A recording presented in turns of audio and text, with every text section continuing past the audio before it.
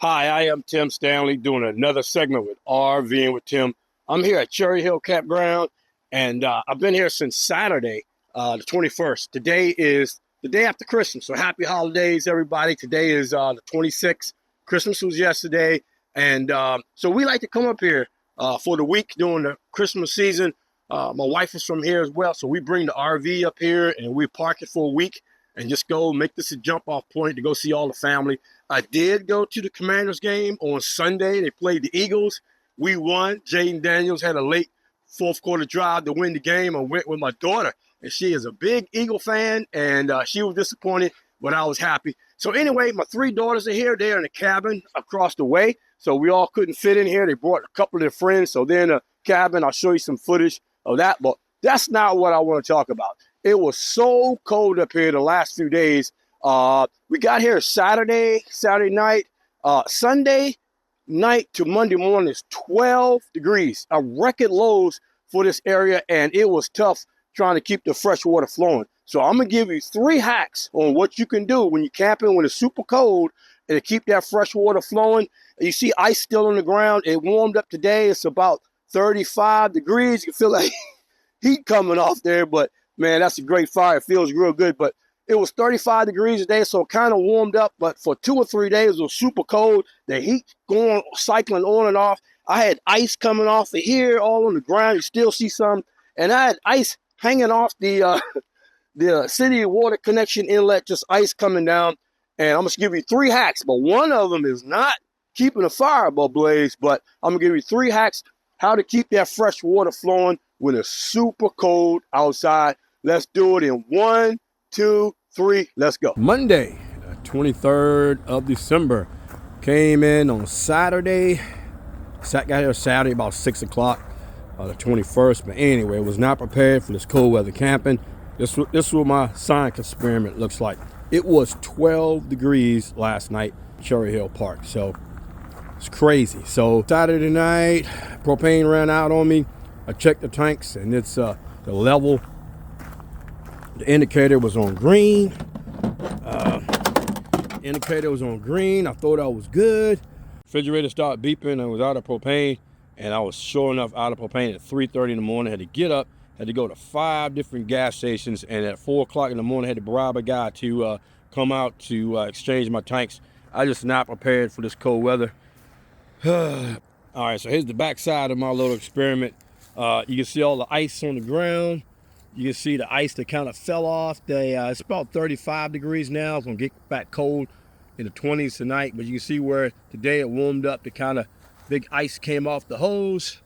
All right, so following around, you can see the ice that came off there today on the ground, but everything was frozen. So, and at one time I didn't have any water because everything froze up. But anyway, we're gonna get this worked out. I'm working on a little hack in there to keep the pass-through storage warm because it's no heat up there. That's where the bed is right there.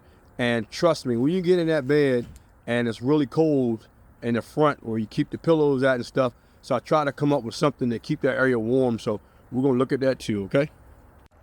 So I got in Saturday night, hooking up.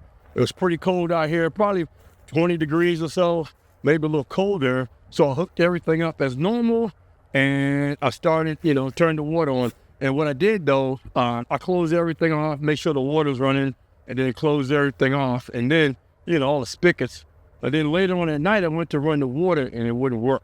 And then I remembered what my friend told me, that I was gonna be so cold up here that I needed to get a heated water hose. And he said if I didn't get a heated water hose, to go ahead and keep a spigot open to keep the fresh water flowing, because it's hard for running water to freeze. So what I did was kept the faucet on. Eventually the water got water pressure again. So I just left a spigot on real slow, like you see right here, and kept the water flowing, okay?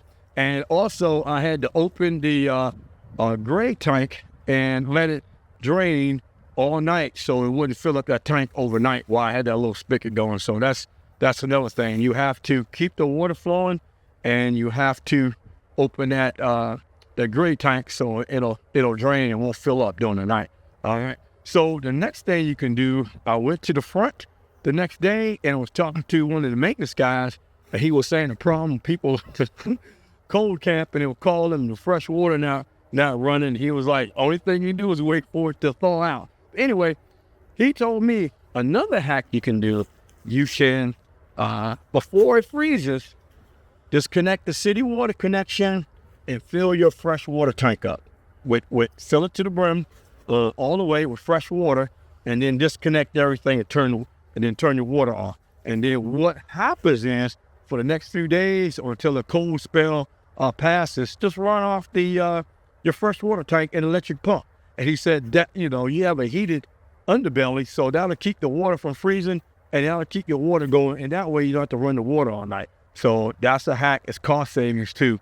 And of course, lastly, he told me about the heated hose. And when I looked at the price and all that, $150 for, 1 or 2 nights of needing it. I don't cold camp much. So I was like, you know what? I'll use those 2 hacks as far as keeping the spigot on or filling that fresh water tank. And I won't even need that electric heated hose. One is keep the spigot open slightly. Let the water flow all night to keep it from freezing in the hose. Moving water, it's hard to freeze, but make sure you got to pull that drain tank handle and keep it draining all night so it won't fill your tanks up and overflow in the middle of the night. 2, fill that fresh water tank up and run off your fresh water tank for 2 or 3 days until a cold spell moves past, or get that electric heated hose. And I opted out of that. So hope that helps. Hope that works. And when you cold camp, think of me and think of these 3 hacks. Tim Stanley, RVing with Tim, out.